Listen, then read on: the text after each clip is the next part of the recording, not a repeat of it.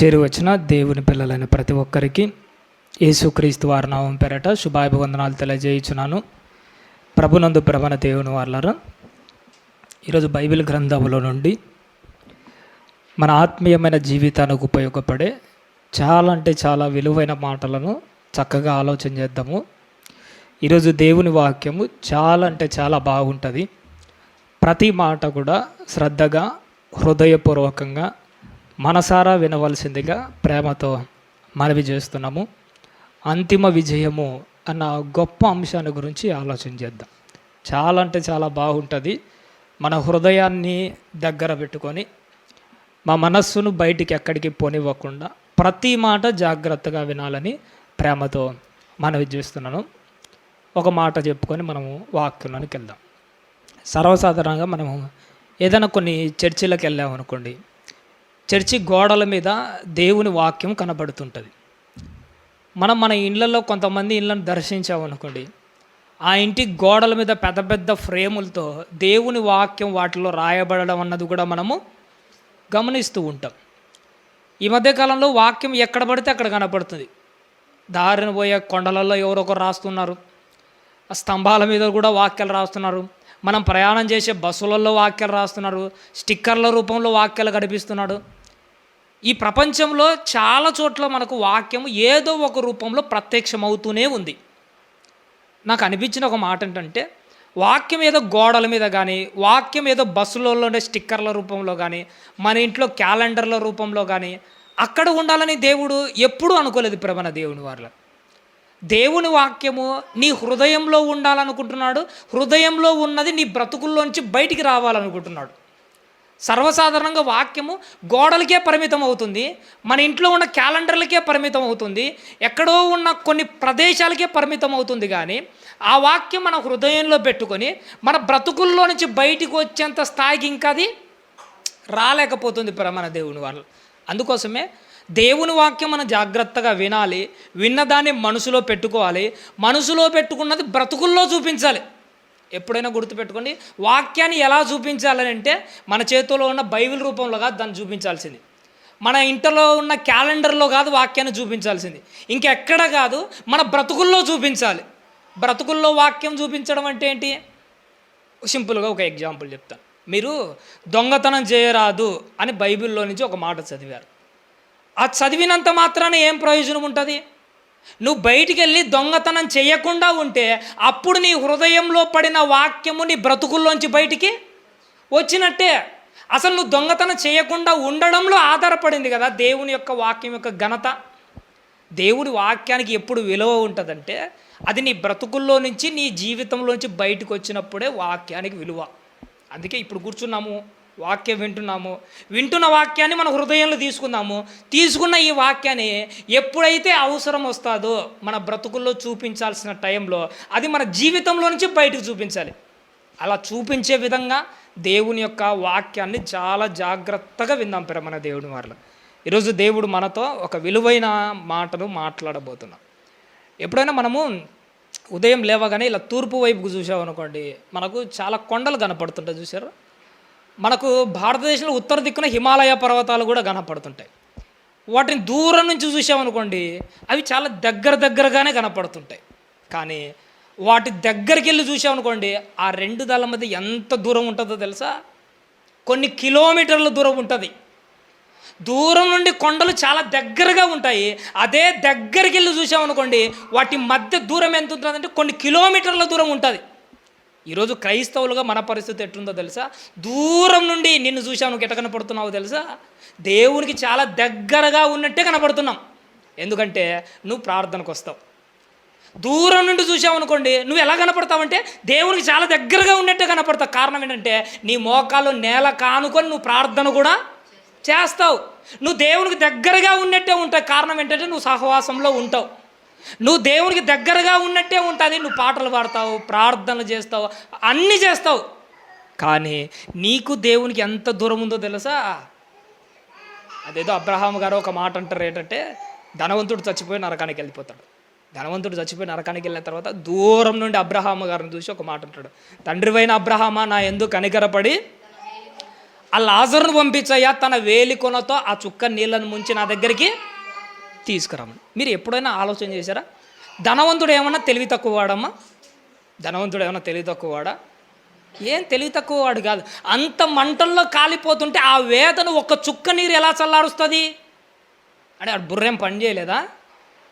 నాకు ఇంటి నా సహోదరులు 5 మంది ఉన్నారు, వాళ్ళని కాపాడడానికి వాక్యం పంపించని అడిగేంత జ్ఞానం కలిగిన వాడు ఒక చుక్క నీటితో తన దాహం తీర్చుకోగలను అని అనుకుంటాడు వాడు. అసలు మన ఉద్దేశం అదేనా? వాడి ఉద్దేశం ఏంటో తెలుసా? లాజరు అటువైపు నుంచి ఇటువైపుకి వచ్చాడు అనుకో, ఎలా అయితే వచ్చాడో తిరిగి అదే దారిలో ఈయన కూడా అటు దాటుకుని ఆ వైపుకు వెళ్ళొచ్చు అని ఒక చిన్న ఆలోచన.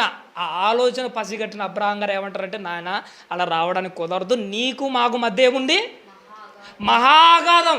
ఇక్కడున్న లాజరు అక్కడికి దాటి రాలేడు, అక్కడున్న నువ్వు ఇక్కడికి దాటి రాలేవు. ఒక అబ్రహాం గారిని ఒక ధనవంతుని విడదీస్తూ మధ్య ఒక పెద్ద అగాధం ఉంది చూసినారా? అలాగే దేవుణ్ణి నిన్ను విడదీస్తూ కూడా ఏదో ఒక పెద్ద అగాధం ఇప్పటికీ నీ జీవితంలో ఉంది. అందుకే నువ్వు ఎక్కడ వేసిన గొంగల మాదిరి ఎట్టు కదలకుండా అట్లానే ఉండవు. మరి నీకు దేవునికి మధ్య ఉన్న ఆ అగాధాన్ని ఎప్పుడు దాటుతావు చెప్పండి? ఆ అగాధం అంటే నీ బలహీనత కావచ్చు, ఆ అగాధం అంటే నువ్వు పడుతున్న శోధనలు కావచ్చు, నీ కోరికలు కావచ్చు, నీ భోగేచ్ఛలు కావచ్చు, నీ ఆలోచనలు కావచ్చు, అవి ఏవైనా కానీ నీకు దేవునికి మధ్య ఒక పెద్ద అగాధం ఉంది. ఆ అగాధాన్ని ఈరోజు నువ్వు దాటాలి. ఆ అగాధాన్ని దాటితేనే నువ్వు పరలోక రాజ్యానికి వెళ్తావు. ఎన్ని రోజులు ఆ అగాధంతోనే ఉంటాం? సిలువలో దొంగ ఒక ఆయన ఉన్నాడు చూసారా? ఒక్కసారిగా అగాధాన్ని ఎగిరి దుంకాడు. ఎప్పుడు? సిలువలో చనిపోయే టయానికి వచ్చాడు ఆ దొంగ. అంతవరకు ఆయన పాత బతుకు ఎలాంటిదో తెలుసా? నిజంగా చెప్పాలంటే సిలువలోకి ఎక్కక ముందు, సిలువలో చావడానికంటే ముందు ఆ దొంగ బ్రతుకు పూర్వం అతని జీవితం ఎలాంటిదో తెలుసా? దేవునికి ఆయనకు మధ్య ఒక పెద్ద అగాధమే ఆయన బ్రతుకు. కానీ యేసుక్రీస్తు వారి వైపు చూసి ఒక్క మాటతో ఆ అగాధాన్ని దాటాడు. ఒకే ఒక్క మాటతో ఏమన్నాడు తెలుసా? అయ్యా, నీ రాజ్యంలోనికి వచ్చినప్పుడు నన్ను జ్ఞాపకం చేసుకో. ఒక్క మాటతో అగాధాన్ని దాటినాడు. నిజంగా ఒక మాట చెప్పమంటారండి, నువ్వు దేవుడున్న లోకానికి చేరుకోవాలంటే, అబ్రహాము రొమ్మున ఆనుకోవాలంటే, భూమి మీద బ్రతికినంత వరకు అగాధాన్ని దాటడానికి నీకు ఒక అవకాశము ఉంది. అదే ధనవంతుడు చచ్చిపోయాడు, నరకానికి వెళ్ళాడు, వానికి అబ్రహాము మధ్య అగాధం ఉంది, కానీ ఆ అగాధాన్ని వాడు దాటలేడు. వాడే దాటలేడు అంటే రేపు పోయినాక నువ్వు కూడా అగాధాన్ని దాటలేవు. అందుకోసం నువ్వు గుర్తుపెట్టుకోవాల్సింది ఏంటో తెలుసా? నువ్వు చచ్చేలోపు ఎట్టి పరిస్థితుల్లో ఆ అగాధాన్ని దాటేంత విధంగా నేను కనిపించాలి మన దేవుని వల్ల. అందుకోసమే ఈరోజు మన దగ్గర ఉన్న అగాధాన్ని దాటడం కోసము దేవుడు నీ కొరకు నా కొరకు ఒక గొప్ప వాక్యాన్ని సిద్ధపరిచాడు. ఒకసారి కీర్తనల గ్రంథాన్ని తెరిచి చూద్దామమ్మా. కీర్తనల గ్రంథము 130వ అధ్యాయము. కీర్తనల గ్రంథము 130వ అధ్యాయము 3వ వచనాన్ని ఒక్కసారి జ్ఞాపకం చేసుకుందాము తల్లి. కీర్తనల గ్రంథము 130వ అధ్యాయము 3వ వచనం తల్లి. యెహోవా, అయ్యా, నువ్వు ఒకవేళ దోషములను కనిపెట్టి చూచిన ఎడల, ప్రభువా, దావీదు గారికి ఒక డౌట్ వచ్చిందట. ఆయన హృదయపూర్వకంగా పలికిన గొప్ప మాట ఏంటంటే, అయ్యా, ఒకవేళ నువ్వు దోషములను పసిగట్టి పట్టుకోవడానికి ఒకవేళ ప్రయత్నం చేస్తే అసలు ఈ లోకంలో ఎవడు నిలబడతాడు? దేవుడే మనం ఎక్కడ తప్పు చేస్తామని దొరుకుతాడా అని గోతిగాడ నక్కలా కాసుకొని కూర్చున్నాడు అనుకోండి, మనము అసలు దాటుకొని పోగలము మనము? దావీదు గారు డౌట్ వచ్చి అడుగుతున్నాడు, అయ్యా, ఒకవేళ నువ్వు పసిగట్టి మమ్మల్ని పట్టుకోవాలనుకుంటే ఎవడు నిలబడతాడయ్యా? కారణం ఏంటో తెలుసా? ఉదయం లేచినప్పటి నుంచి రాత్రి పడుకునేంత వరకు మనము ప్రతి విషయంలో పడిపోతూనే ఉన్నాం, ప్రతి విషయంలో తప్పిపోతూనే ఉన్నాం. అలాంటిది దేవుడు ఈజీగా పట్టేసుకుంటాడు మనల్ని. అందుకే దావీదు గారికి హృదయపూర్వకంగా మాట్లాడుతున్నాడు ఏంటంటే, అయ్యా, నువ్వు దోషములు పట్టుకోవాలని ప్రయత్నం చేసేవానివి కాదు. ఒకసారి దేవుడు మనసు ఎంత గొప్పదో చెప్పమంటారండి. ఈ మధ్య ఒక పల్లెకి పరిచర్యకి వెళ్ళినప్పుడు అనిల్ అన్న ఒక మంచి మాట అన్నాడు, నాకు బాగా నచ్చి దాన్ని నోట్ చేసి పెట్టుకున్నాను. ఏంటంటే, దేవుని యొక్క గొప్ప మనసు ఏంటంటే, నువ్వు ఎక్కడ దొరుకుతావని ఎదురు చూసాగా. పాపము యొక్క మనసు అది. అపవాది గాని మనసు ఏంటంటే వీడు ఇప్పుడు పడకుండా పోతాడా, ఇక్కడ పడకుండా పోతాడా, ఆ అమ్మాయి దగ్గర పడకుండా పోతాడా, డబ్బు దగ్గర పడకుండా పోతాడని అపవాది కాసుకొని కూర్చుంటుంది. పాపం నువ్వు ఎప్పుడు దొరుకుతావని కాసుకొని కూర్చుంటుంది. కానీ దేవుని మనసు ఏంటో తెలుసా, నా బిడ్డ ఇప్పుడైనా మారకుండా పోతాడా, ఈ మాట దగ్గరనే నిలబడకుండా పోతాడా, ఈ రోజు నుంచైనా నా బ్రతుకు మార్చుకోకుండా పోతాడా, ఈ రోజు నుంచైనా నా కోసం నిలబడకుండా పోతాడా అని నీకోసం ఎదురు చూసే గొప్ప మనసు ఆయనది. అపవాదేమో ఎప్పుడు దొరుకుతావని చూస్తూ ఉంటాడు, దేవుడేమో నువ్వు ఎప్పుడు నిలబడతావని చూస్తూ ఉంటాడు. అపవాదికి దేవునికి అంత తేడా. కానీ దావీదు గారు ఏమంటారంటే, అయ్యా ఒకవేళ నువ్వే ఒక వ్యక్తి పాపాన్ని పట్టుకోవాలి అని అనుకుంటే ఎవడు నిలబడతాడు? దేవుడి గురించి పక్కన పెట్టాలి కాసింతసేపు. ఒకవేళ మనుషులే మన పాపాన్ని పట్టుకోవాలనుకుంటే, ఓపెన్గా మాట్లాడుతున్నా, మనం ఎక్కడ తప్పు చేస్తామనని కాసుకొని మనుషులే మనల్ని పట్టుకోవాలి అనుకుంటే ఖచ్చితంగా పట్టుకోగలరా, పట్టుకోలేరా? ప్రయత్నం చేశారంటే అందరు తలుచుకుంటే ఖచ్చితంగా ఏదో ఒక టైంలో మనం పట్టుకుంటారు అంతే. వ్యభిచారం మందు పట్టబడిన స్త్రీ మనకందరికీ తెలుసు. ఎప్పుడు పట్టుకుంటారట వాళ్ళు? వ్యభిచారం చేయక ముందు పట్టుకున్నారా, పోనీ చేసిన తర్వాత పట్టుకున్నారా? అక్కడ ఒక పదం ఉంటుంది, ఏంటో తెలుసా? ఈమె వ్యభిచారం చెయ్యుచుండగా పట్టబడి, అంటే ఈమె ఎప్పుడు దొరుకుతుందని ఎలా చూశారో తెలుసా? ఇప్పుడు వాళ్ళ ఇంట్లోకి పోతుంది, పోని రొంచెప్పుడిని వ్యభిచారం చేయడం మొదలుపెట్టి మధ్యలో ఆ కార్యక్రమం జరిగేటప్పుడు పట్టుకుందాం. ఎంత ప్లాన్ చేశారో తెలుసా వాళ్ళు? అంటే ఒక మనిషి, ఒక వ్యక్తి తప్పు చేశాడో పట్టుకోవాలనుకుంటే ఎలాగైనా పట్టుకుంటారు. వాళ్ళే పట్టుకోగలిగితే మరి దేవుడు పట్టుకోలేడా? దేవుడు పట్టించుకోలేడా? ఒకవేళ దేవుడే పట్టుకోవాలని ప్రయత్నం చేస్తే అసలు మనం నిలబడగలమా? అదేదో కవి ఒక మాట అంటాడు, ఏంటో తెలుసా?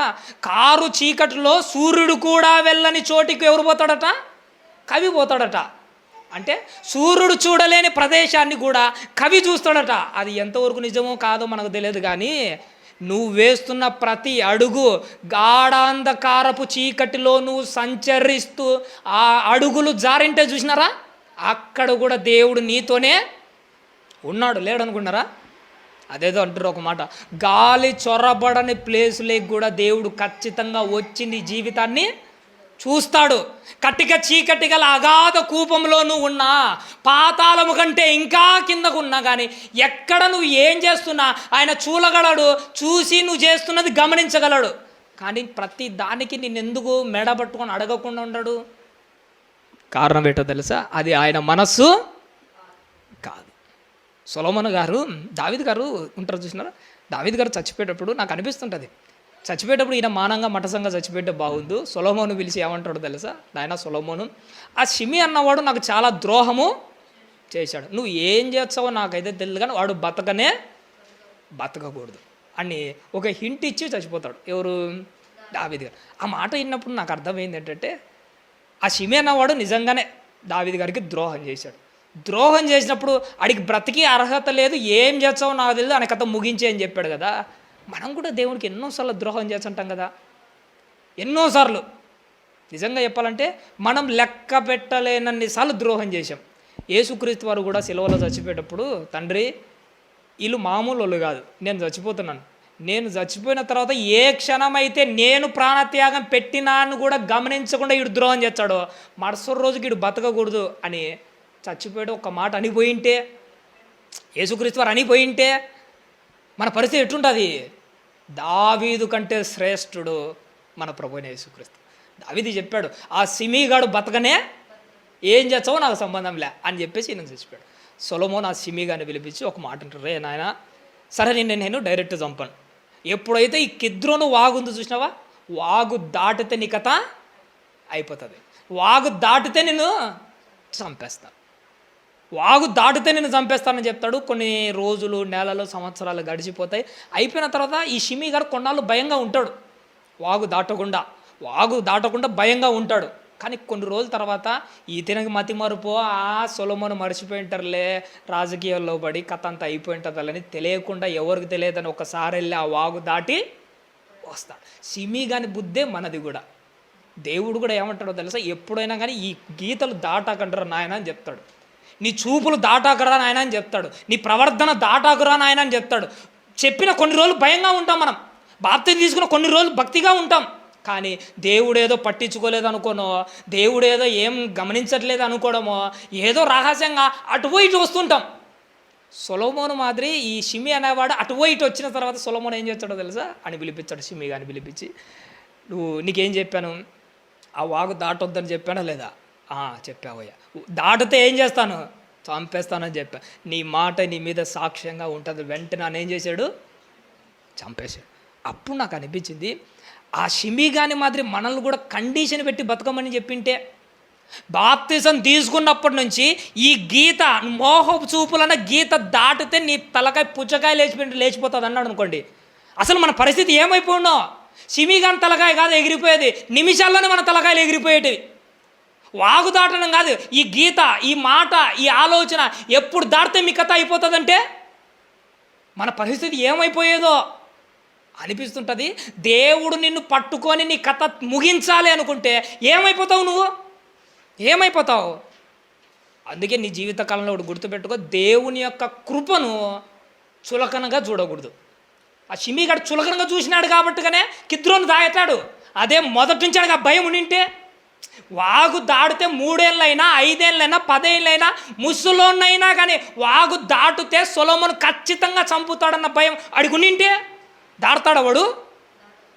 వాడికి భయం పోయింది, ఏం పట్టించుకోలేదు అనుకున్నాడు. వాడికి ఎట్టయితే భయం పోయిందో, బాప్తిజం తీసుకున్న కొత్తలో మనకున్న భయము కాలం గడిచే కొద్ది భయం పోయి బతుకుతున్నాం మనం కూడా. అందుకే మనం కూడా వాగులు దాడుతున్నాం, అందుకే మనం గుట్టలు దాడుతున్నాం, అందుకే మనం ఆలోచనలు దాడుతున్నాం, అందుకే మనం మాటలు దాడుతున్నాం, అందుకే మన అసూయలు దాటిపోతున్నాయి. మనలో నుంచి పాప భోగాలు ఇలా బయటికి పొంగి వస్తున్నాయి. కారణం ఏంటంటే, షిమిగాడు ఒళ్ళు మరిసి ఎలా అయితే బతికాడు, మనం కూడా అట్లా బతుకుతున్నాం. అందుకే నువ్వు నేను ఒకటి గుర్తుపెట్టుకోవాలి, ఎప్పటికైనా భయము చచ్చేంత వరకు ఉండాలి. బాప్తిజం తీసుకున్న కొన్ని రోజులు కాదు భయం ఉండాల్సింది, చచ్చేంత వరకు భయం ఉండాలి. ఆ భయముతో నీకై నువ్వు జాగ్రత్తగా నిన్ను నువ్వు పసిగట్టుకుంటూ ఉండాలి. మన బుద్ధులు ఎలాంటివి? పక్కనోడు ఎక్కడ దొరుకుతాడా అని కాసుకొని కూర్చుంటాం అంతే. వాళ్ళు కూడా వ్యభిచారమందు పట్టబడిన స్త్రీంది కదా, ఆమె ఎక్కడ దొరుకుతుందని ఆమెను పట్టుకోవాలనుకున్నారే తప్ప, నేనెక్కడ పడిపోతున్నానని తనను తాను పట్టుకునేవాడు ఎక్కడున్నాడు? నేను ఉదయం పడిపోతున్నానా, సినిమాల దగ్గర పడిపోతున్నానా, సీరియల్ దగ్గర పడిపోతున్నానా, మాట దగ్గర పడుతున్నానా, మోహ చూపుల దగ్గర పడుతున్నానని నిన్ను నువ్వు పట్టుకునేది ఎక్కడా? పక్కనోని మీద పట్టుకోవాలనుకుంటున్నామే కానీ మనల్ని మనం పట్టుకొని జాగ్రత్తగా మసులుకొని మన బ్రతుకును మనం ఆనకట్టలు వేసుకొని బ్రతికే జీవితాలు ఎక్కడున్నాయి చెప్పండి? లేవు ప్రేమన దేవుడు వాళ్ళ. అందుకే దేవుడు మాట్లాడుతున్నాడు, నాయన నేను మిమ్మల్ని పట్టుకోవాలంటే పెద్ద కథ ఏమి కాదు. కారణం ఏంటంటే, నేను మిమ్మల్ని పట్టుకోవడం కంటే మీకు ఒక అవకాశం ఇచ్చిన, మిమ్మల్ని మీరే పట్టుకోండి పడిపోకుండా. అది ఈ కాలంలో దేవుడు మనకిచ్చిన గొప్ప వరం. నిన్ను నువ్వే పట్టుకోవాలి, నీ మనసును పట్టుకోవాలి, నీ జీవితాన్ని పట్టుకోవాలి. నీ జీవితాన్ని జాగ్రత్తగా పట్టుకొని నువ్వు పరలోక రాజ్యానికి చేరుకోవాలి. కారణం ఏంటంటే, నువ్వు ఏదైతే బాప్తిసం రోజున వదిలేశావో దానికోసమే నువ్వు పరిగెడుతున్నావు ఇప్పటికీ. అనిల్ అన్న మళ్ళీ ఇదే మాట సౌలు గారి గురించి పోయిన వారం చెప్పాడు, నీకు గుర్తుందో లేదో కానీ నాకైతే ఈ మాటలన్నీ నేను చాలా బాగా గుర్తుపెట్టుకుంటాను. సౌలు ఏం చేస్తాడంటే, కర్ణపిశాచము గలగదా అని ఒకటి ఉంటుంది చూసినారా? ఒకప్పుడు ఈయన రాజ్యంలో లేకుండా అన్నీ పోగొట్టాడు. కర్ణపిశాచాలు గలగనేది రాజ్యంలో ఉండకూడదు అని చెప్తాడు. ఆ మాట నాకు ఎంత బాగా నచ్చిందని, ఈయనే ఊరు విడిచిపెట్టి పంపించేసినాడు. కర్ణపిశాచము గల వారిని ఈయననే తొలగించి మళ్ళీ ఎవరు పోతున్నారు దాని జోలికే? ఆయనే పోతున్నాడు. ఏ సౌలైతే రాజ్యంలో నుంచి ఎల్లగొట్టాడో, ఏ సౌలైతే రాజ్యాన్ని దాటించాడో, ఏ సౌలైతే కర్ణపిశాచము గల దాన్ని తన్ని తగిలేశాడో, అదే కర్ణపిశాచము గల దాన్ని వెతుక్కుంటూ ఎవరు పోయారు? సౌలే పోయాడు. ఆయన ఎవరికి సాదృశ్యంగా ఉన్నాడు తెలుసా? నీకే సాదృశ్యంగా ఉన్నాడు, నాకే సాదృశ్యంగా ఉన్నాడు. మనం కూడా బాప్తిసం రోజు ఏ దాన్నైతే వదిలేశామో, ఏ దాన్నైతే తన్ని తగిలేశామో, ఏ రోజైతే వదిలేసుకున్నామో ఆ దాన్నే వెతుక్కుంటూ పోతున్నాం. మనమందరము దాన్నే వెతుక్కుంటూ పోయాం. ఒకప్పుడు బాప్తిసం రోజు వదిలేసిన ఆ నీచమైన జీవితాన్ని వెతుక్కొని తెచ్చుకుంటున్నాం. ఒకప్పుడు వదిలేసుకున్నదే కదా ఇవన్నీ, ఒకప్పుడు వదిలించుకున్నవే కదా, ఒకప్పుడు వద్దనుకున్నవే కదా. వద్దనుకొని వెతుక్కుంటూ పోయేవాళ్ళు లేరా? అందులో నువ్వు లేవా? అందులో నేను లేనా? ఒక సౌలును చూసినప్పుడల్లా మనకు అనిపిస్తుంటుంది, ఇడిచిపెట్టుకున్న దానికోసం పరిగెత్తడం ఏంటి? అందుకే సౌలు తనను తాను పట్టుకోలే. నేను బయటికి తన్ని తగిలేసిన దాని తల్లికి నేను పోవాలనా? ఒక్క మాట అనుకునింటే నేను పోవాల్సింది ఎక్కడికి, నేను పోతున్నది ఎక్కడికి, నేను పోవాల్సింది ఎక్కడికి, నేను పోతున్నది ఎక్కడికి. ఆ ఒక్కటే. ఎప్పుడైనా ఒకటి గుర్తుపెట్టుకోండి, ఒక తప్పుడు పని చేసేటప్పుడు నీ మనసు నిన్ను ప్రేరేపించేటప్పుడు నువ్వు అనుకోవాల్సింది ఏంటో తెలుసా? నేను చేయాల్సిందేంటి, నేను చేస్తున్నదేంటి, నేను చేస్తున్నదేంటి, నేను పోతున్నది ఎక్కడికి, నేను పోవాల్సింది ఎక్కడికి, అసలు నేనేంటి, నా బ్రతుకేంటి. ఒక్కసారి ఆగి ఆలోచన చేస్తే అన్నీ మారిపోతాయి. నేను ఆ బ్రహ్మయ్యన్న నేను సిస్టమ్ తీసుకుని పోయేటప్పుడు ఒక మంచి మాట అన్నాడు అన్నగారు. మనం ఏదైనా ఒక నిర్ణయం తీసుకునేటప్పుడు ఆన్ ద స్పాట్లో తొందరపాటు నిర్ణయాలు ఎప్పటికీ తీసుకోకూడదు. ఎందుకంటే మన మనస్సు మనల్ని ప్రేరేపించినప్పుడు ఖచ్చితంగా 99% తప్పుడు నిర్ణయాలే తీసుకుంటాం. అదే కాస్త ఆలోచన చేసి ఈరోజు నిర్ణయం తీసుకోవాలి, కాస్త రేపు పోస్ట్ పోన్ చేయండి. ఈ లోపు నువ్వేం చేస్తావో తెలుసా? నీలో ఉన్నవన్నీ లోటుపాట్లు, మంచి చెడ, అదే ఇది అని అన్నీ కంట్రోల్ చేసుకుని ఆలోచన చేస్తావు.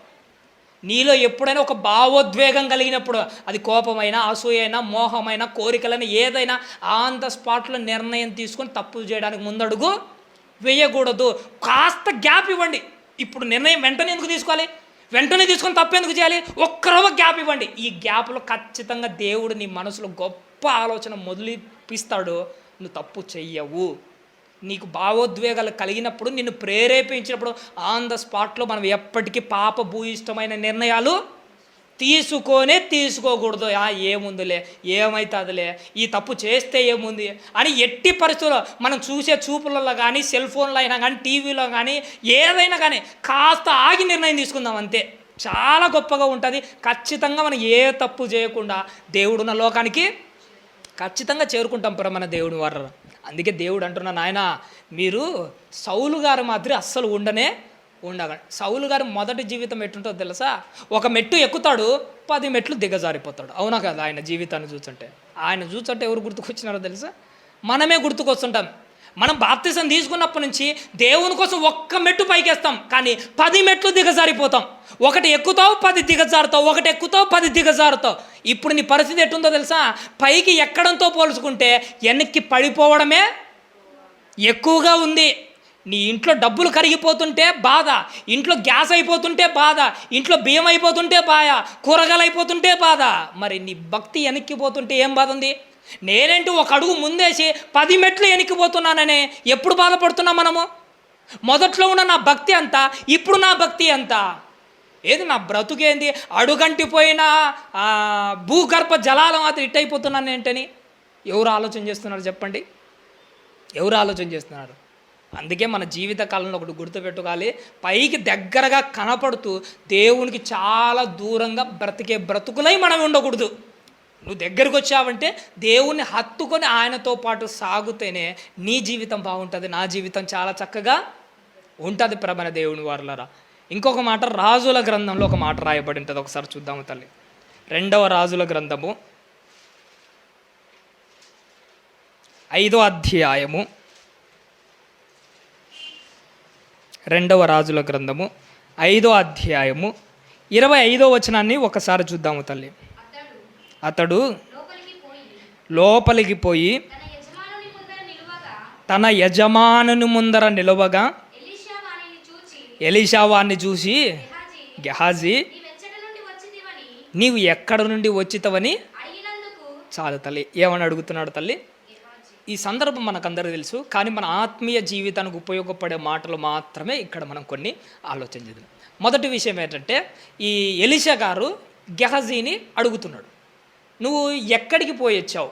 ఒకటి ఫస్ట్ మాట, దేవుడు ఒక మాట గుర్తుపెట్టుకోండి, ఎప్పుడైనా కానీ దేవుడు తన సేవకంలో నుంచి కానీ, వాక్యంలో నుంచి కానీ నిన్ను సూటిగా ఒక ప్రశ్న అడుగుతున్నాడంటే, నిన్ను మాత్రమే అడుగుతున్నాడు అని అంటే అక్కడ నీకు ఒకసారి ఆలోచన చేయాలి.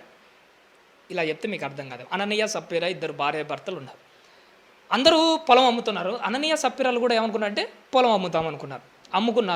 అమ్ముకున్న తర్వాత ఏం చేశారంటే, పొలంగా ఉన్నప్పుడు దేవునికి ఇవ్వాలి అని అనిపించింది. కానీ పొలం ఎప్పుడైతే డబ్బుగా మారి ఇలా చేతిలోకి వచ్చిందో అప్పుడు దేవునికి ఇవ్వాలన్న మనసు రాలే. ఎప్పుడైనా గుర్తుపెట్టుకో, ఇది నా ఆత్మీయ జీవితంలో నేను గమనించిన గొప్ప విషయం ఏంటో తెలుసా? ఎప్పుడైనా ఏమీ లేనప్పుడే ఇస్తామన్న మాట మనకు వస్తుంది. అదే మన చేతుల్లోకి డబ్బు వచ్చినప్పుడు పెట్టే మనసు రాదు మన దగ్గరికి.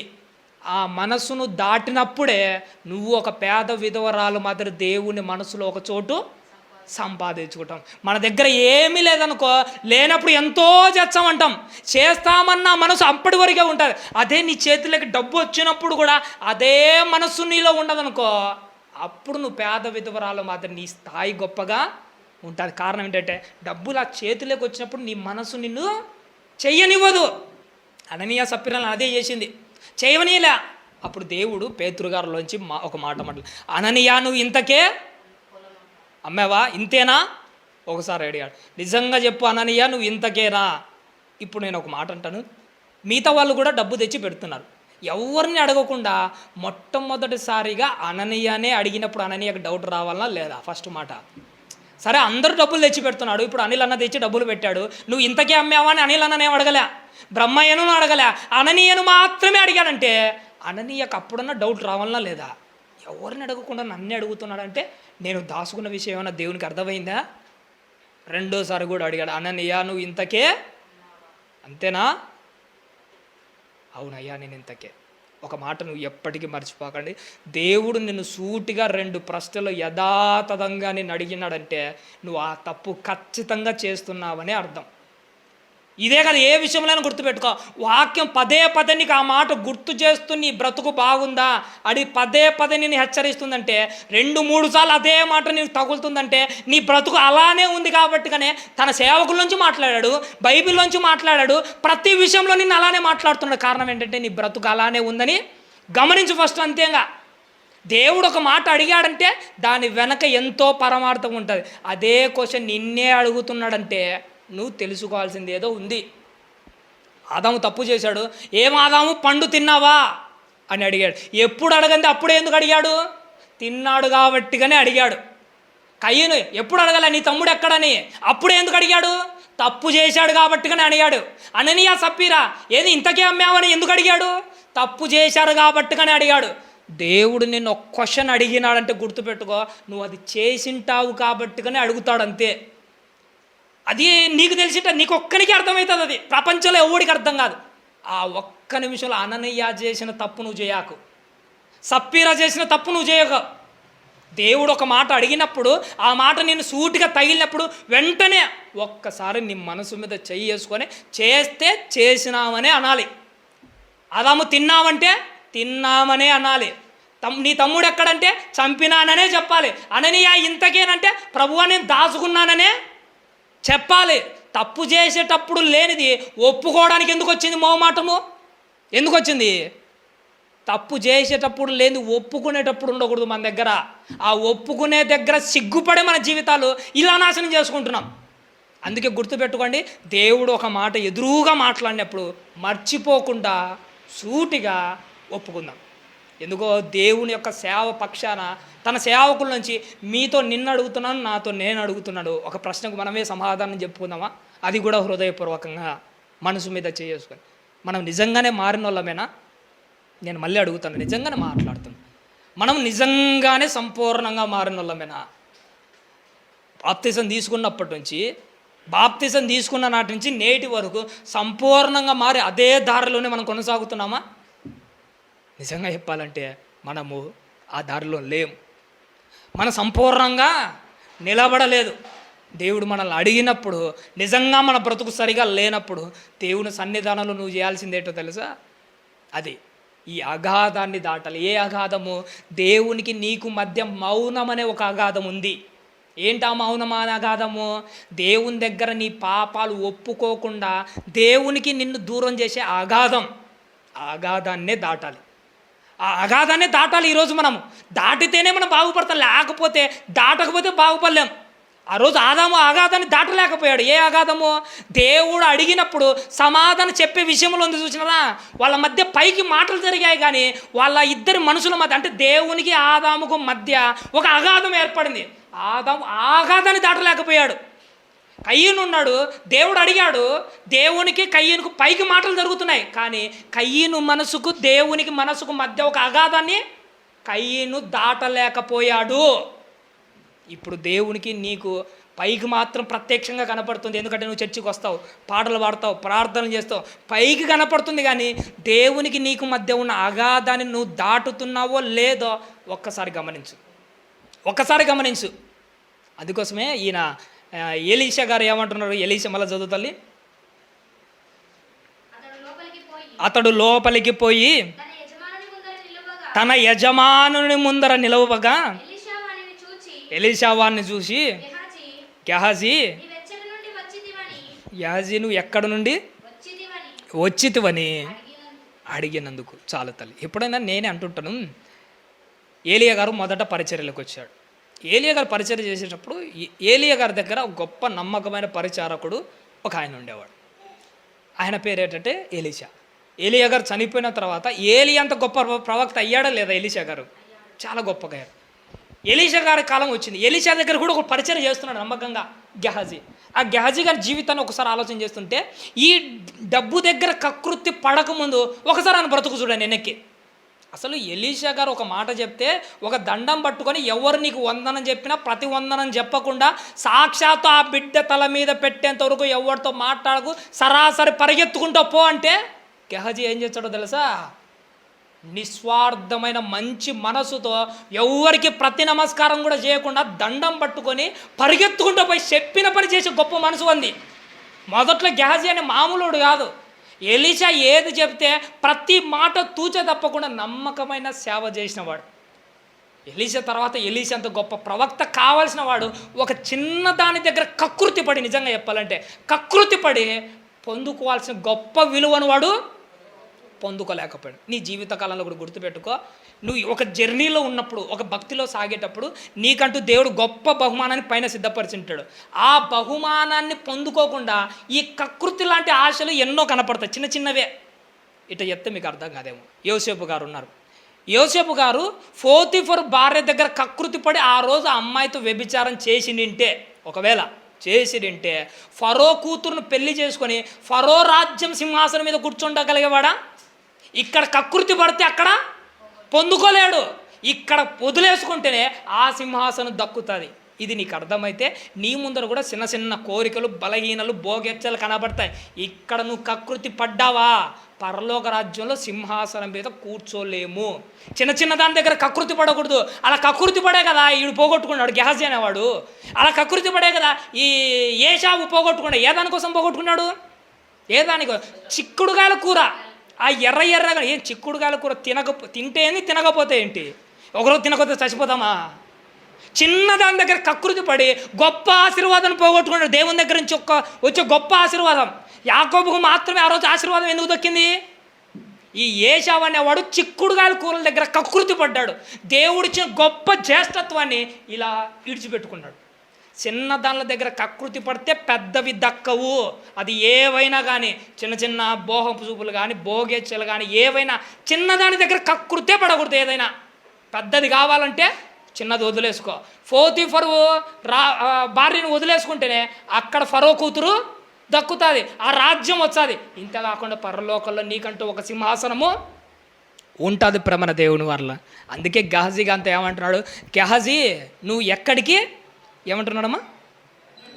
గెహజీ నువ్వు ఎక్కడి నుంచి వచ్చావయ్యా అడిగినందుకు వాడు, నీ దాసునైన నేను ఎక్కడికి పోలేదు. గెహజీని డైరెక్ట్ అడిగా, ఎక్కడికి పోయి వచ్చావు, నువ్వు ఎక్కడికి పోయి వచ్చావు? అతను అడిగినట్టే దేవుడు మనలో కూడా ప్రతిరోజు, సరే ఆదివారం నువ్వు మందిరానికి రాకముందు గెహజీని అడిగినట్టే నువ్వు ఎక్కడికి పోయి వచ్చావు ఈ వారం అంతా అని అడిగాడు అనుకో, నీ పరిస్థితి ఏంది? ఈ వారం అంతా ఏం చేసి వచ్చావు అని ప్రతిరోజు దేవుడు అడిగితే నీ పరిస్థితి ఏంటి? ఇస్కరియోతు యూదా గెస్తమనే తోటలోకి వచ్చి యేసుక్రీస్తుని ముద్దు పెట్టుకున్నాడు కదా. అప్పుడు యేసుక్రీస్తు వాడిని చూసి సూటిగా, నువ్వు ఇక్కడికి రాకముందు ఎక్కడికి పోయి వచ్చావు, ఏం చేసి వచ్చావు అని దేవుడు సూటిగా నిలదీసి అడిగింటే ఆడి పరిస్థితి ఏంటి? ఆడి పరిస్థితి? ఒకవేళ పొరపాటున దేవుడు ప్రతిరోజు బల్లా తీసుకునే ముందు నిజంగా దేవుడు ఆత్మీయంగా కానీ డైరెక్ట్ మాట్లాడుతుంటే మన కథ ఏమైపోయేదో అనిపించుంటుంది. నిజంగానే ప్రభు బల్లాలలో చేయి పెట్టిన ప్రతిసారి ఈ వారం అంతా నువ్వు ఎక్కడికి పోయి వచ్చావు, ఏం చేసి వచ్చావు అని దేవుడు నిజంగా, అది ఇంతకుముందు ప్రవక్తలతో మాట్లాడుతూనే ఒక్కడు ప్రభు వల్ల చేయగలగడా? ప్రపంచంలో ఎవడు వేయలేడు నిజంగా చెప్పాలంటే. అట్టుంది మన పరిస్థితులు, అలా ఉంది మన జీవితాలు. అలా ఉంటే మన బ్రతుకులు ఏమైపోతాయి చెప్పండి. అందుకోసమే ఏదైనా దేవుని కోసం ఒక పని చేసే ముందు నువ్వు ఎక్కడికి పోతున్నావు, ఏం చేసి వస్తున్నావు, ఏం చేసి మందిరంలో అడుగు పెడుతున్నావు, ఏం చేసి నీ ఇంట్లో మోకాలు వేస్తున్నావు, ఏం చేసి బైబిల్ ముందర పెట్టుకొని బైబిల్ చదువుతున్నావు, ఒక్కసారి ఆలోచన చేసుకురావద్దు మనల్ని. అందుకే గేహజీ అడుగుతున్నాడు, నువ్వు ఎక్కడికి పోయి వచ్చావు, ఏమంటున్నాడు, నువ్వు ఎక్కడికి పోయి అడిగినందుకు వాడు నీ దాసునైనా నేను అయ్యా నేను ఎక్కడికి పోయానయ్యా, నేను ఎక్కడికి, వాడు ఎక్కడికి పోలేదా? నిజంగా చెప్పాలంటే గెహజీ మనస్తత్వం ఎలాంటిదో మన మనస్తత్వాలు కూడా అంతే. చేసిన తప్పులన్నీ చేసి ఏమి తెలియని నంగనాసులు అంటారు చూసినా, సైలెంట్గా వచ్చి నిలబడతాం. నిజంగానే సైలెంట్గా వచ్చి చర్చిలలో కూర్చుంటాం, సైలెంట్గా మోకాలు వేస్తాం, సైలెంట్గా పాటలు పాడతాం, సైలెంట్గా అన్నీ చేస్తాం. అదేదో పిల్లట కళ్ళు మూసుకొని పాలు తాగినన్నేవుడు చూడలేదే. ఏమంటే నేను పాలే తాగలే, మరి నీ పెదాలకు ఉన్నదేంటేవి, అదంతా ఏం కాదంతా అవుతుంది. అటుంది మన పరిస్థితి. నిజంగా చెప్పాలంటే చేసేటన్నీ చేస్తాము, ఏమి తెలియని వాళ్ళ మాదిరి సైలెంట్గా అంత బుద్ధిమంతులు ఎవరు లేనట్టుగా నటిస్తాం. గెహజీ నటించిన వాడే, ఇస్కరియోతు యూదాట నటించిన వాళ్ళే. ఈరోజు క్రైస్తవులు అందరం అలా నటించిన వాళ్ళమే. ఈరోజు నువ్వు అలానే నటిస్తున్నావు, ఈరోజు నేను అలానే నటిస్తున్నావు. దొరుకుతాం ఖచ్చితంగా, ఏదో ఒక టైంలో ఎప్పుడో ఒకసారి ఖచ్చితంగా మనం దొరుకుతాము. దొరికినప్పుడు మన కథ అంతా అయిపోతుంది. కాబట్టి మన దేవుని వారలరా, నువ్వు నేను గుర్తుపెట్టుకోవాలి, దేవుని సన్నిధానంలో దేవుడు మనల్ని పట్టుకోకముందే వీలైనంత వరకు మనల్ని మనం పట్టుకుంటూ మన భక్తిని మనం గొప్పగా ముందుకు సాగించుకుంటూ వెళ్ళిపోవాలి. అప్పుడు మన జీవితాలు బాగుంటాయి. లేకపోతే ఇస్కరియోతు యూదాగానే మాత్రం మన కథ అయిపోతుంది, మన జీవితాలు అయిపోతాయి. అందుకోసమే ఎప్పటికైనా మర్చిపోకండి, నువ్వు దేవునికి దగ్గరగా కనిపిస్తూ దూరంగా బ్రతుకుతున్నావా, పోనీ దూరంగా కనపడానికి మాత్రం దూరంగానే ఉండు, కానీ ఆత్మీయంగా మాత్రం ఎప్పటికీ దేవుడికి దగ్గరగానే ఉండు. అరిమత యోసేపు అని మనకు తెలుసుంటారు. ఎప్పుడు నిజంగా యేసుక్రీస్తు వారి జీవితకాలంలో ఎప్పుడు ఆయన ప్రత్యేకంగా కనిపించిన వాడు కాడు. చూడ్డానికి ఎలా ఉంటాడు, చాలా దూరంగా ఉంటాడు. కానీ సిలువలో ఆయన చనిపోయిన తర్వాత ఆయన పార్థివ దేహం ఉంటుంది చూసారు, యేసుక్రీస్తు వారి శరీరాన్ని శిష్యులు కూడా అడగని దానికోసం తెగించి ముందుకు వచ్చిన రహస్య శిష్యుడు అరిమత యోసేపు. చూడడానికి చాలా దూరంగానే ఉంటాడు యేసుక్రీస్తు వారు, ఎక్కడా కనిపించాడు. ఎక్కడా కనిపించకపోయినా కానీ ఆయన ఆత్మీయత ఎప్పటికీ యేసుక్రీస్తు వారిని హత్తుకొనే సాగుతుంటా. నువ్వు పైగా దూరంగా కనిపించినా కానీ భక్తిలో మాత్రం చాలా దగ్గరగానే ఉండాలి. నువ్వు దూరంగా ఉండి దగ్గరగా ఉంటున్నావా, దగ్గరగా ఉండి దూరం అయిపోతున్నావా, ఈ రెండు దాని మధ్య మనం గుర్తుపెట్టుకోవాలి. ఎప్పటికైనా గుర్తుపెట్టుకోండి, మనం దూరంగా ఉన్నా కానీ దేవుడికి ఎప్పటికీ మన ఆత్మీయత దగ్గరగా ఉండి మన భక్తిని కాపాడుకుంటూనే చివరిలో మనం సాధించుకునేది అంటే అదే మన అంతిమ విజయం. ఎప్పుడైనా గుర్తుపెట్టుకోండి, నీ అంతిమ విజయం ఎట్టుండాలంటే ముందు స్టార్ట్ చేసి పడిపోయే విధంగా ఉండకూడదు. నువ్వు స్టార్ట్ చేయకపోయినా చివరికి వచ్చేసరికి నిలబడేట్టుగా ఉండాలి, నిలబడేట్టుగా ఉండాలి. అప్పుడే నీ జీవితానికి నా జీవితానికి గొప్ప విలువ. అందుకోసమే ఎప్పటికీ చిన్న చిన్న వాటి విషయం దగ్గర పడిపోకండి, దగ్గరగా ఉండి దూరం అయిపోకండి. అందరం చక్కగా ఉండేవాళ్ళమే, మొదలు పెట్టిన వాళ్ళమే, భక్తిలో ఉన్న వాళ్ళమే, ఆయనతో కలుస్తూ మధ్యలోకి వెళ్ళిపోకండి. ఈయన ఇస్కరియోతు యూదా ఉన్నాడు, ఇస్కరియోతు యూదా తప్పు చేశాడు. పేతురు కూడా కోడి గూయక ముందు ముమ్మారు ఏం చేశాడు, ఆయన కూడా తప్పు చేశాడు. ఇద్దరు తప్పు చేసిన వాళ్ళే. ఇస్కరియోతు యూదా చేసిన ఇంకో పెద్ద తప్పు ఏంటో తెలుసా, తిరిగి ప్రభు దగ్గరికి రాలే. కానీ పేతురు మాత్రమే తిరిగి ప్రభు దగ్గరికి వచ్చాడు. కారణం ఏంటంటే వాళ్ళిద్దరిలో పేతురు గారే నచ్చారు. ఇస్కరియోతు యూదా వల్ల వచ్చిన మేలేముంది. చివరిగా ఒకసారి కీర్తనల గ్రంథం ఒక్క మాట, యోబు గ్రంథం చూద్దాం, చివరి మాట 35వ అధ్యాయము 6వ వచనాన్ని ఒక్కసారి చూద్దాం. చివరిగా యోబు గ్రంథము 35వ అధ్యాయము చదువు తల్లి. 6వ వచనం, నీవు పాపము చేసినను, నువ్వు పాపం చేశావు, అయినా నువ్వేమైనా చేశావా, నీ అతిక్రమములు రోజు రోజుకి ఏమైపోతున్నాయి, విస్తరించినను, నీవేమైనా చేశావా, నీ అతిక్రమములు రోజు రోజుకి ఇంత విస్తరిస్తుంటే నువ్వేం చేశావు. మనలోకి ఏదైనా ఒక రోగం ఉంటుంది, ఎంటర్ అయిపోతుంది. ఆ రోగం రోజు రోజుకు నీలో విస్తరించి నీ జీవితాన్ని నాశనం చేస్తుంటే తగ్గించుకోవడానికి నువ్వేమైనా చేస్తున్నావా, హాస్పిటల్కి పరిగెత్తావు, బాటిల్స్ పెట్టించుకుంటావు, ఇంజక్షన్లు వాడతావు, ట్యాబ్లెట్స్ వాడతావు, అవసరమైతే ఆ హాస్పిటల్లోనే అడ్మిట్ అయితే ఎన్ని చేస్తావు? నీలో రోగం విస్తరిస్తుంటేనే ఇన్ని చేస్తున్నావు. మరి నీలో అతిక్రమం విస్తరిస్తుంటే నువ్వు ఏం చేసావు ఇంతవరకు? నువ్వు ఏం చేసావు? నీలో ఈ పాపం ఏమంటున్నావమ్మా? నీవు పాపం చేసినను ఏది ఇన్ని పాపాలు చేసినా కానీ ఏం చేసావు నువ్వు ఆయన కోసము? ఇన్ని పాపాలు అయితే చేస్తున్నావు, నీ పాపాలు ఒప్పుకోవడం నువ్వేం చేసావు? ఇస్కరియోతు యూదా వాడి ధన వ్యామోహం కానీ యేసుక్రీస్తుని పట్టించాలన్న బుద్ధి కానీ అన్నీ అయిపోయింది. వాడి పాపం అంతా విస్తరించిన దేవుని కోసం వాడు చేసింది ఏంటి? ఏమీ లేదు. వాడు ఎట్నో ఇన్ని పాపాలు విస్తరిస్తున్నాయి, ఇంత బ్రతుకు ఇంత దారుణంగా ఉంది. పోనీ నువ్వు చేసింది ఏంటి? నువ్వు దేవుని కోసం ఏం చేస్తున్నావు? సిలువలో దొంగ అయినా ఏదో ఒకటి చేశాడు. ఇస్కరియోతు యూదా ఏం చేయలేకపోయినాడు. పేతురు గారన్నా ఏదో ఒకటి చేశాడు. ఆ సుంకరి ప్రార్థన చేసినప్పుడు ఏదో ఒకటి చేశాడు. చివరికి పాపాత్మురాలైన స్త్రీ తన పాపాలన్నిటిని బట్టి ఏదో ఒకటి చేసింది. వాళ్ళు ఏదో ఒకటి చేశాడు. మరి నువ్వేం చేశావు? పోనీ ఇంత విస్తరిస్తుంటే, ఇంత కూకటి వేదుల్లో ఇంత నాశనం అయిపోతుంటే ఏం చేస్తున్నావు? ఒక్కసారి ఆలోచన చేసావా నువ్వు? వేర్లలో మీకు 2 రకాల వేర్లు ఉంటాయి. మీకు తెలుసో లేదో కానీ భూమిలో వేర్లు ఉంటాయి చూసినారా? అవి 2 లేదంటే 3 చాలా రకాలు ఉంటాయి.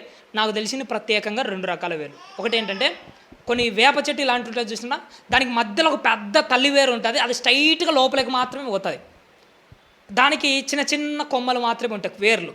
అలా కాకుండా 2వ రకం చెట్టు కొన్ని చెట్లు ఉంటాయి. మందారం చెట్టు ఎప్పుడన్నా పెరికి చూడండి, దానికి స్ట్రైట్గా మధ్యలోకి ఒక వేరు ఎప్పటికీ ఉండదు. దానికి చిన్న చిన్న వేర్లని భూమి అంతా పాతుకొని పోయి ఉంటాయి. వాటిని ఏమంటారంటే జాలాకార వేర్లు అంటారు. అవి ఎంత భూమిని పట్టుకుంటాయో మనం పీకడం అంత కష్టమైపోతుంటుంది. వేర్లు లోపల విస్తరిస్తే దాని పట్టు ఎక్కువ వస్తుంటుంది. వేర్లు లోపల విస్తరిస్తుంటేనే దానికి పట్టు వస్తుంటే, మరి నీలో పాపం విస్తరిస్తుంటే పాపానికి పట్టు రాదా? దానికి వచ్చిన పాప పట్టుకే బలైన వాడు ఇస్కరియోతు యూదా.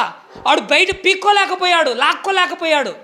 నువ్వు నేను ఒకటి గుర్తుపెట్టుకోవాలి, నీ పాపం నీలో విస్తరించే కొద్దీ దానికి పట్టు వస్తుంటుంది. ఆ పట్టును నువ్వు ఏం చేస్తావో నాకు తెలియదు, కానీ దాన్ని పీక దేవుని దగ్గరికి రావాలి. పేతురు గారు ఆ ముమ్మారు కోడి కూయకముందు ఆయన కూడా తప్పు చేశాడు, కానీ తిరిగి ఆయన ఎవరి దగ్గరికి వచ్చాడు? ప్రభు దగ్గరికి వచ్చాడు. నువ్వు ఎట్టయినా కానీ ఎక్కడ తిరిగినా కానీ చివరికి నువ్వు రావాల్సిందేనంటే దేవుని దగ్గరికి రావాలి. వస్తేనే నీ జీవితం బాగుంటుంది. లేకపోతే మన జీవితం అంతే, అలానే కొట్టుకొని ఏదో గాలికి ఎగిరిపోయిన గాలిపటం మాదిరి మన జీవితం అలా నాశనము అయిపోతుంది మన దేవుని వల్ల. అందుకోసమే దూరంగా కనపరండి, దగ్గరగా ఆత్మీయంగా దేవునిలో ఉండండి. దగ్గరగా ఉన్నారా? దేవుళ్ళ ఆత్మీయతలో ఇంకా దగ్గరగా ఉండండి మన దేవుని వల్ల. నువ్వు ఎంత దేవునికి భక్తిగా బ్రతుకుతే నువ్వు లోకంలో దేనికి భయపడాల్సిన అవసరము ఉండదు. నాకే ఎప్పుడు అనిపిస్తుంటుంది, చాలా సంతోషం అనిపించే గొప్ప విషయం ఏంటంటే, ఈ షడ్రకు మేషకు అబేద్నెగోలు ఉన్నారు చూసిన, ఒక చిన్న మాట చెప్పి నేను ముగిస్తాను. ఈ షడ్రకు మేషకు అబేద్నెగోలు అగ్నిగుండంలో వేయడానికి సిద్ధపడ్డారు. ఎందుకంటే వీళ్ళు దేవునికి తప్ప ఎవరిని ప్రార్థన చేసేవాళ్ళు కాదు, మోకరించేవాళ్ళు కాదు, నమస్కారం చేసే రకమే కాదు. వెంటనే నిన్ను చంపేస్తాము అని మీ కొరకు అగ్నిగుండంలో వేస్తా అంటే భయపడ్డరా? వాళ్ళు చూసినప్పుడు నాకు ఏమనిపించిందో తెలుసా? దేవునికి భయపడే వాళ్ళు ఎవడికి భయపడాడు. దానికి ప్రత్యక్ష నిదర్శనమే ఈ షడ్రకు మేషకు అబేద్నెగోలు దానియేలు. దేవునికి భయపడే వాళ్ళు దేనికి భయపడరు. చావుకు భయపడరు, అధికారికి భయపడరు, రోగానికి భయపడరు, దేనికి భయపడరు. నీ జీవితంలో వాళ్ళని నిదర్శనంగా పెట్టుకో.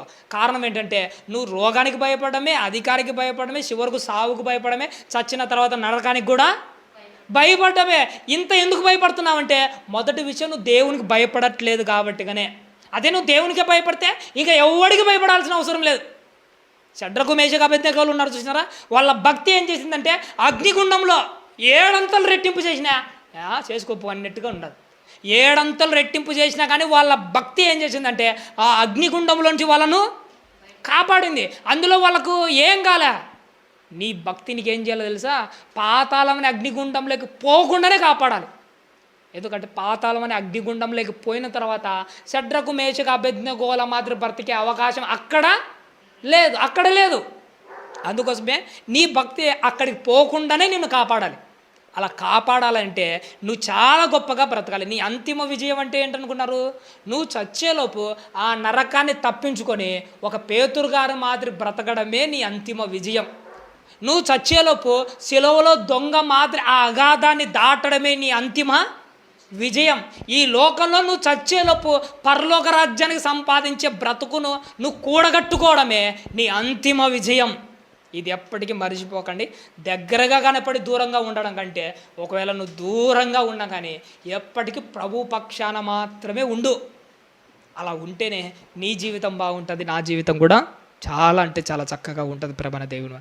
కాబట్టి విన్న వాక్యాన్ని మనం అందరం హృదయంలో పెట్టుకొని మనసారా దేవుని మాటలు వింటూ ఎప్పటికైనా కానీ దేవుడు నా గొప్ప లోకానికి చేరుకుంటామని ఆశపడుతూ ఆలస్యమైంది క్షమించండి. ఓపికతో విన్నందుకు మీకు అందరికీ నా నిండు మనసుతో వందనాలు తెలియజేస్తూ ఈయన మాటలు ముగిస్తున్నాను.